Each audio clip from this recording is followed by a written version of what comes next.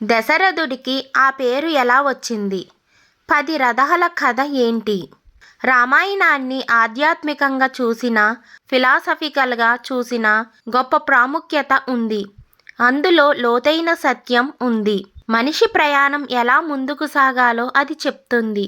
అయితే రామాయణం ఎక్కడో పురాణాల్లో, పుస్తకాల్లో లేదు. సంఘర్షణ రూపంలో మనలోనే ఉంది.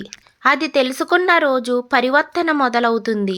అప్పుడు మనిషి సుగుణాలతో వెలిగిపోతాడు అంటాడు ప్రముఖ ఆధ్యాత్మికవేత్త రవిశంకర్. మనలో రామాయణం ఏంటని అనుకుంటున్నారా? ఆయన ఏం చెబుతున్నారో తెలుసుకుందాం. మహారాజు దశరథుడు తన భార్య కౌసల్యతో కలిసి అశ్వమేధ యాగం చేశాడు. తర్వాత వాళ్లకు 4 కొడుకులు పుట్టారు. మేధ అంటే శుద్ధి, స్వ అంటే నిన్న లేదా రేపు అని అర్థం, అశ్వ అంటే ఎప్పుడూ శాశ్వతంగా ఉండేది అని అర్థం, మేధ అంటే మరో అర్థం తెలివి, జ్ఞానం అని తెలిసిందేగా. జ్ఞానాన్ని వర్తమానానికి తీసుకురావడం, తనని తాను లోతుగా పరిశీలిస్తూ శరీరాన్ని, ఆత్మని శుద్ధి చేసి వర్తమానానికి తీసుకురావడమే అశ్వమేధ యాగం.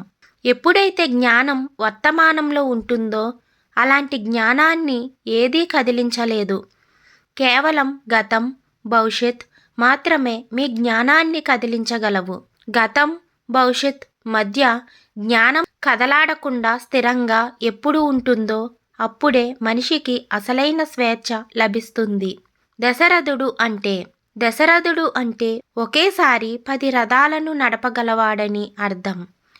కౌసల్య అంటే నైపుణ్యం కలిగినది అని అర్థం. దశరథుడు, కౌసల్య ఇద్దరూ కలిసి అశ్వమేధ యాగం చేశారు. అంటే వాళ్ళిద్దరూ కలిసి వర్తమానాన్ని అంటే కర్మలను శుద్ధి చేశారు. ఫలితంగా రాముడు పుట్టాడు. దశరథుడి 3 భార్యల పేర్లు కూడా ఆసక్తికరంగానే ఉంటాయి. మొదటి భార్య పేరు కౌసల్య అంటే నైపుణ్యం అని అర్థం. రెండో భార్య పేరు సుమిత్ర అంటే మంచి స్నేహితుడు అని అర్థం, మంచివైపు దారి చూపించేది అని మరో అర్థం. మూడో భార్య పేరు కైకేయి, తనను తాను త్యాగం చేసుకుని కరుణ చూపేదని అర్థం. అయితే కైకేయిపై ఎలాంటి అభిప్రాయం ఉన్నా ఆమె అందరికంటే ప్రత్యేకం. ఆమెకు కరుణ ఎక్కువ. బయటికి ఆమె మనకు అంత బాగా కనబడకపోయినా లోపల ఎదుటి వాళ్లకు ఏది మంచో అదే చేస్తుంది. అది ఆమె కరుణకు ప్రమాణం. 10 రథాలు.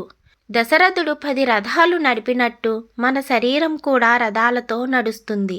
కళ్ళు, చెవులు, ముక్కు, నాలుక, చర్మం, ఈ 5 ఇంద్రియాలు మొదటి 5 రథాలు కాక చేతులు, పాదాలు, పెద్ద పేగు, జ్ఞానేంద్రియాలు, నోరు, ఈ కర్మేంద్రియాలు మరో 5 రథాలు. ఈ 5 ఇంద్రియాలు దృక్పథం, 5 కర్మేంద్రియాల చర్యలు. మొత్తం ఈ 10 రథాలు ఏ దిక్కుకు వెళితే జీవితం కూడా ఆ దిక్కుకే మల్లుతుంది. రాముడంటే వెలుగు. రా అంటే వెలుగు అని అర్థం. మా అంటే నాలో అని అర్థం. రామ అంటే మన లోపల ఉండే వెలుగు అని అర్థం.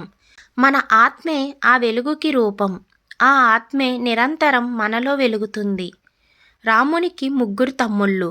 లక్ష్మణ అంటే ఎప్పుడూ నా మెలకువతో ఉండేవాడని.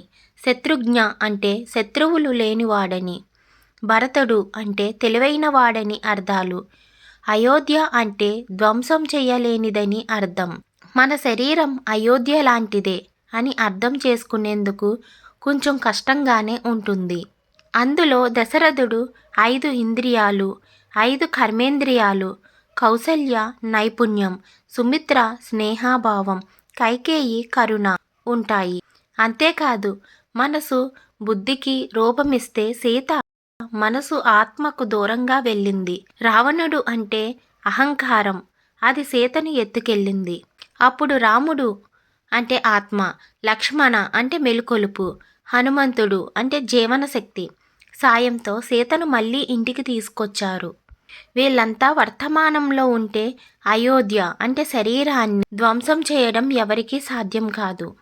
సీతారాములు ఇంటికి తిరిగి రావడంపై సంతోషం తెలియజేస్తూ ప్రజలు దీపాలతో స్వాగతం చెప్పారు. అదే దీపావళి అయ్యింది.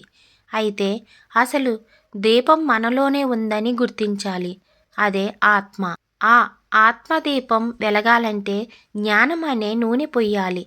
దాన్ని వర్తమానంలో ఉంచగలిగినప్పుడే ఆ ఆత్మదీపం ఆరిపోకుండా ఉంటుందని గుర్తించుకోవాలి. ఆ తర్వాతే ద్వేషం, ఈర్ష్య వంటి అన్ని నెగటివ్ ఎమోషన్స్ నుంచి స్వేచ్ఛ లభిస్తుంది.